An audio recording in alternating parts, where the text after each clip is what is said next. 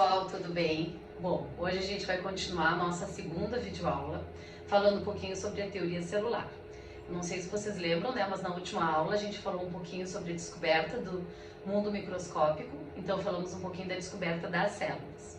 As células, então, elas são essas estruturas, né, que posteriormente à descoberta do microscópio eletrônico se descobriu, então, né, que elas tinham várias estruturas celulares muito importantes que nós vamos ver mais adiante.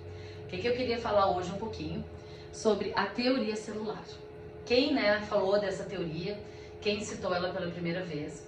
Então, assim, em 1838, um botânico alemão chamado Matthias Schleider, ele fez estudos, né, com plantas, ele era botânico, ou seja, ele estudava as plantas, e ele descobriu que todas as plantas eram constituídas por célula. Ele fez um estudo grandíssimo, né, com vários, passou anos estudando essas plantas para chegar a essa conclusão, com a ajuda do microscópio composto. Posteriormente a ele, um zoólogo alemão, Theodor Schwann, ele concluiu que todos os animais também eram constituídos de célula. Então, um ano depois, esse zoólogo alemão, Theodor Schwann, ele concluiu a mesma coisa, que todos os animais eram constituídos de célula. Então, eles agregaram nessas duas teorias de que todas as plantas eram constituídas de célula e que todos os animais eram constituídos de célula, e eles lançaram a teoria celular. Então, o que fala essa teoria celular? Que as células são as unidades constituintes de todos os seres vivos. Que apesar das diferenças quanto à função e à forma, né, todos os seres vivos têm em comum o fato de serem constituídos por célula. Então, aquilo que eu já havia falado na última aula, que tanto organismos unicelulares como a ameba, quanto organismos multicelulares como o ser humano, eles têm em comum o fato de serem parecidos, por serem constituídos de célula, tá? Bom, então quem lançou a teoria foi, a gente chama a teoria celular proposta por Schleider e Schwann. Geralmente utiliza até a nível de vestibular e Enem o sobrenome deles. Bom, então para compreender esse fenômeno vida é preciso conhecer as células, né? Essa teoria, ela tem três premissas, três fundamentos, né, que baseiam essa teoria. Primeira premissa, as células são unidades morfológicas dos seres vivos, ou seja, todos os seres vivos são formados por células e por estruturas que elas produzem. Ou seja, quando a gente fala em morfologia, a gente está falando de estrutura, de forma. Então, essa premissa fala que todas as células, elas são unidades morfológicas, ou seja, elas formam todos esses seres vivos. Segunda premissa é que as células são unidades funcionais ou fisiológicas dos seres vivos, ou seja, as atividades essenciais que caracterizam a vida ocorrem no interior das células.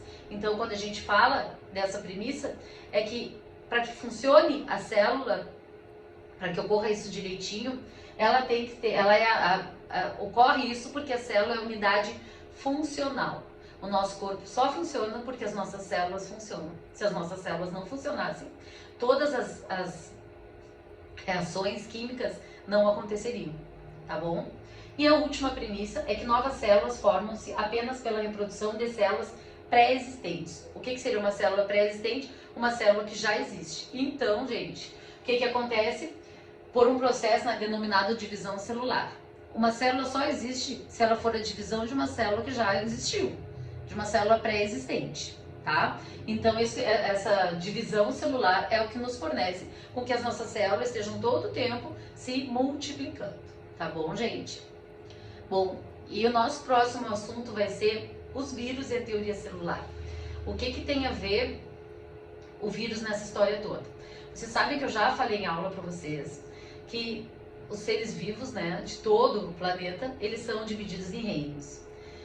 Antigamente se falava em 5 reinos, hoje em dia já se fala em 6 reinos. São eles: o reino Animalia, constituído pelos animais; Plantae, constituído pelas plantas; Fungi, fala-se dos fungos; Monera, que são as bactérias; protistas, protozoários.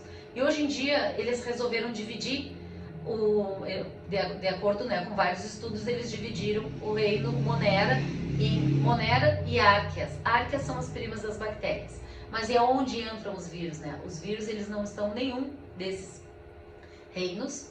Por quê? Porque eles não são considerados seres vivos. Então, qual é a relação dos vírus e da teoria celular? Esse é o assunto que nós vamos tratar na videoaula número 3. Muito obrigada, fiquem bem.